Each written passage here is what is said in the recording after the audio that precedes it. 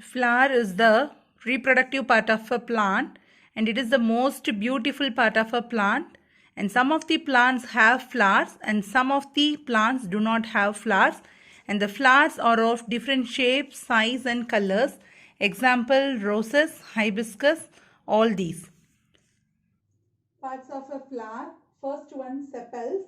Here the sepals are present below the flower, which is like this. Below the flower, above the sepals only flower will be there. This is called sepals, which is green in color, and this protects the flower in bud stage. Next one, petals. First sepals over, next petals. Petals is nothing but colorful part of the flower, and sometimes some of the flowers gives a sweet smell. For example, rose. Petals means colorful part of the flower which gives sweet smell in some of the flowers. Petals over.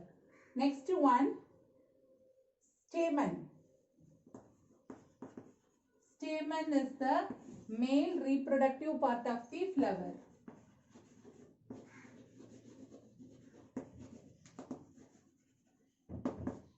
Male reproductive part of the flower is called a stamen, which is nothing but, look at here,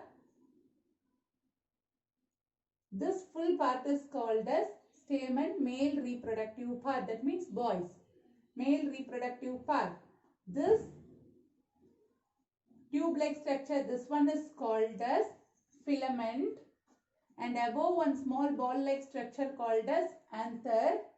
In the anther, which has the pollen grains.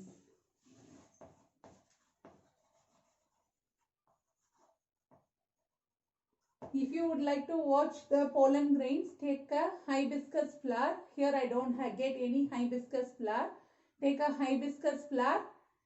In that yellow color, small chalk powder like substances which are present on the stamen, that is called as pollen grains. This is the male reproductive part. This tube-like structure called filament. Above, small ball-like structure called anther. In the anther, it has the pollen grains. This is the male reproductive part of the flower. Next one, female reproductive part of the flower is, look at here. This full part acts like water bottle. This full part is called as the female reproductive part. It is called as pistil. Pistil. Why it is called like pistil means, here look at the shape. This is like pistol. That means gun. So it is called as pistil. This is the female reproductive part of the flower. This is called pistil. Here downside this is called ovary, and the tube-like structure called as style. This downside is called as ovary. Bottom tube-like structure called as style, and top of that it consists of stigma.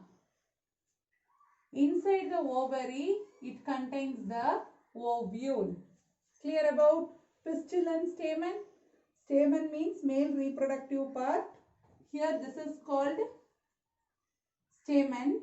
This tube-like structure called filament. Above top, ball-like structure called anther. In the anther, it has pollen grains. Second one, pistil, female reproductive part. The bottom, this one is called as ovary. Inside the ovary it contains ovule, and the tube-like structure called as style, and the top of this structure called as stigma. Clear up to this parts of the flowers? Okay. Already we know that this is male reproductive part, the stamen, and this one female reproductive part, pistil. Already I told that pollen grains which are present on the anther, when these pollen grains reaches the stigma, the reproductive process begins. At first the pollen grains reaches the stigma, then the pollen grains enters into it through the tail. It reaches the ovary and ovule. Now this ovary becomes fruit. And the ovule which is present inside the ovary becomes seed. Now we are getting the fruit. How we are getting the fruit?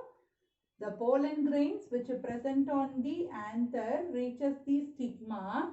From the stigma it goes inside through the tail, reaches the ovary and ovule. Now the ovary becomes fruit after few days or month, and then the ovule becomes seed. Now from the seed we are getting the new plant when the seed is germinated.